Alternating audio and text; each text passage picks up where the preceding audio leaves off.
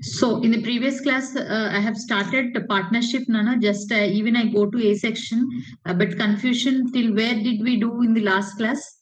That is on Friday.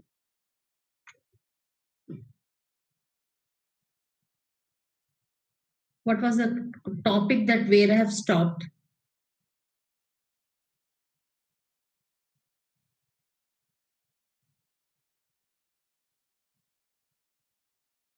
$574 leaving the meeting. Nana, no one remember what was the last topic in the class?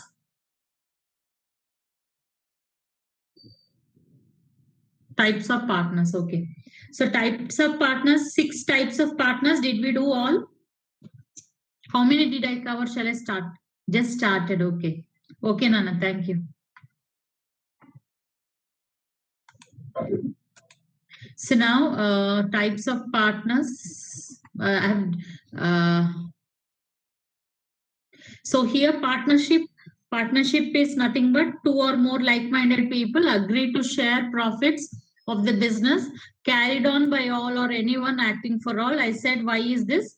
Because it's not compulsory that all partners need to be active who actively takes part in the affairs of the business. Few partners may be not actively taking part in the business, like we have done with active partner. The name itself says that this particular partner will actively takes part in the affairs of the business, who takes care of all the aspects that do happen in the business, and who is clearly involving in the affairs of the business is known as active partner. Now going to the next one, and here active partner by default, I mean that he contributes to the investment, he brings in capital to the partnership firm, he actively takes part in the affairs of the business, and the next important thing is he shares profits as well as losses burden in the business. So this is known as active partner. Now going to this next one, that is sleeping partner. Sleeping partner, listen carefully, and there is no much distinction between all types of partners. So this is one of the important aspect in partnership firm, types of partners. So active partner, 3 important points. First point is he brings in investment, he shares profits, and he takes the burden of losses. The third important point here is he actively takes part in the affairs of the business. This is known as active partner. Second one, sleeping partner. Sleeping partner brings in capital to the business, who invest in the partnership firm. Then second important thing is here, he shares profits and he also takes care of burden of losses. The third important thing is he is a sleeping partner who doesn't take part in the affairs of the business. Okay, he is involving only the investment, and he is only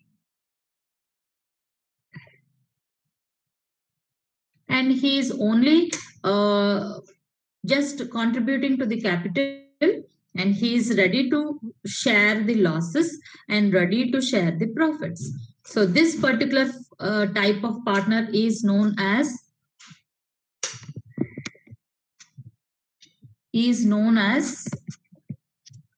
sleeping partner.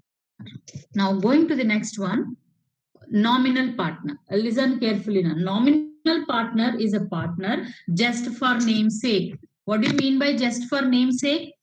Here he neither contributes the capital, neither he shares profits, neither he shares losses.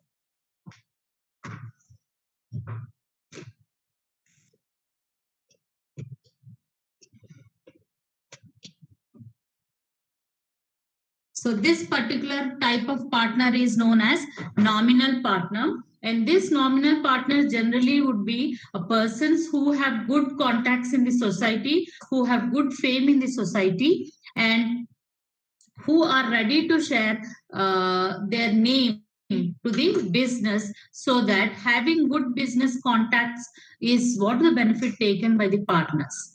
Okay, so this is known as nominal partner. So he neither contributes capital, neither shares profits, neither shares losses. These type of persons have good name in the society, and this name and fame is used by the partnership firm to have good dealings in the business. So this is known as nominal partner.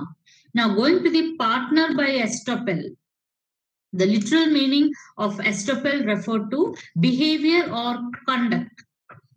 The literal meaning of estoppel refer to behavior or conduct.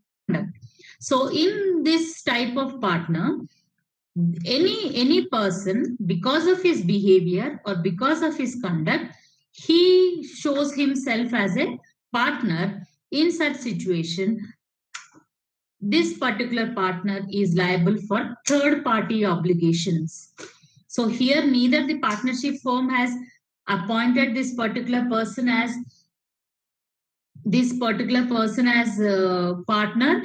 He himself, because of his conduct and the behavior, have become the partner of the firm. So therefore, this particular person's behavior has led the outsiders or the third parties as this particular person as an partner. In such situation, at the third party obligations, the person becomes liable. What do you mean by third party obligations? Like, for example, this partnership is a chit fund business example. Okay.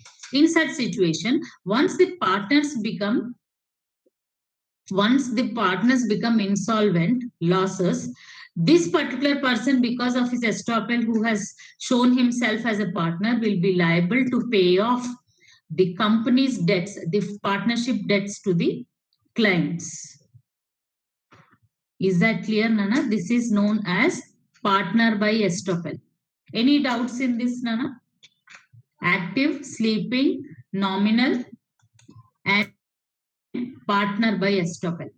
No doubts. Clear?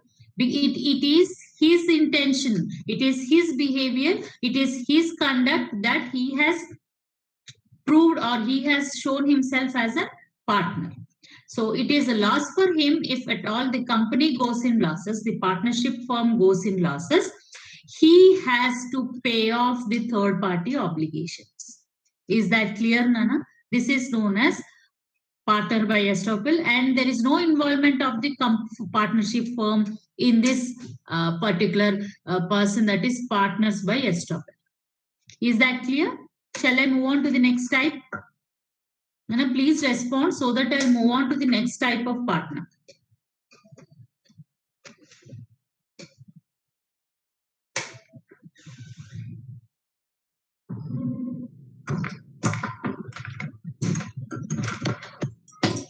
Yes, so only one or two.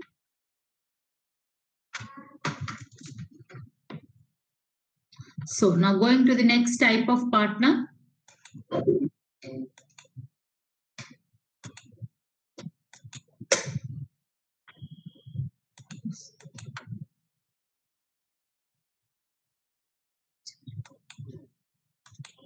So going to the next type of partner, that is partner by holding out. Partner by holding out is a reverse. So here, as I said, what do you mean by nominal partner? Just type in the chat box. What do you mean by nominal partner that you have understood, which is related to partner by holding out? What do you mean by nominal partner? Just for namesake. Very good. Just for namesake. And who appoints this partner by nominal partner? Who appoints this person?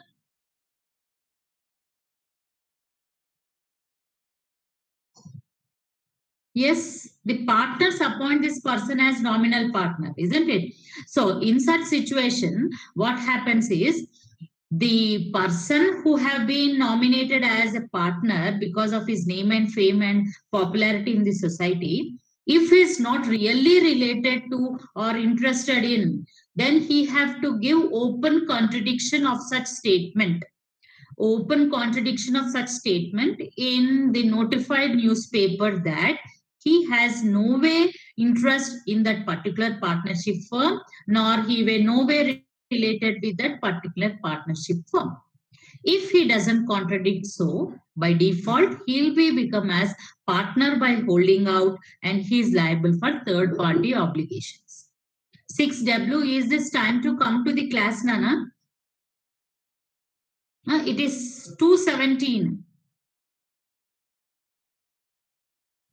Okay, so partner by holding out is nothing but if a person is named as a nominal partner by the partners of a partnership firm, and the person who have been nominated as a nominal partner doesn't have any interest in the business or doesn't want to be named as a nominal partner, he has to contradict the statement. How to contradict the statement? He has to contradict the statement by giving the advertisement in the notified newspaper that he is no way related to or he is no way interested to be as a nominal partner of that particular partnership firm. If he doesn't contradict so, then he'll be known as partner by holding out, and he is liable for third party obligations. You have understood what do you mean by third party obligations? I've given you an example of chit fund company, isn't it? I have given you the example of chit fund company, isn't it? Nana, did you follow? What do you mean by third party obligations? Yeah, third party obligations, chit fund company, I gave you example, isn't it? So like that, if partnership firm become insolvent, then in such situation, this particular partner by holding out will be liable responsible for his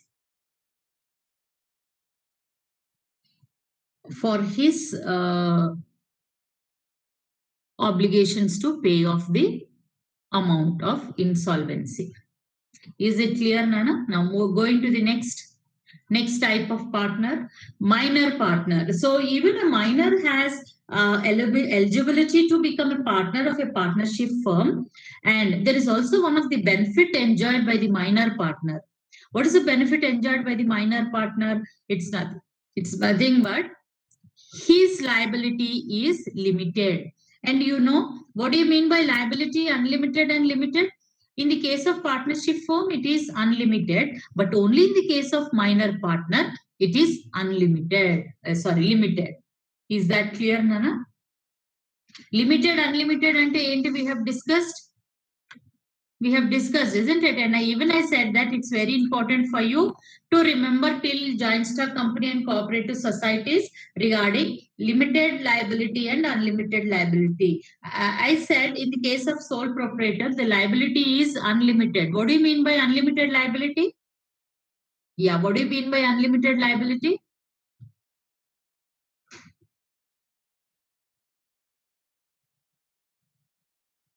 Just type fast, Nana, so that I move on. We are lacking a lot. Again, Wednesday we'll miss a class.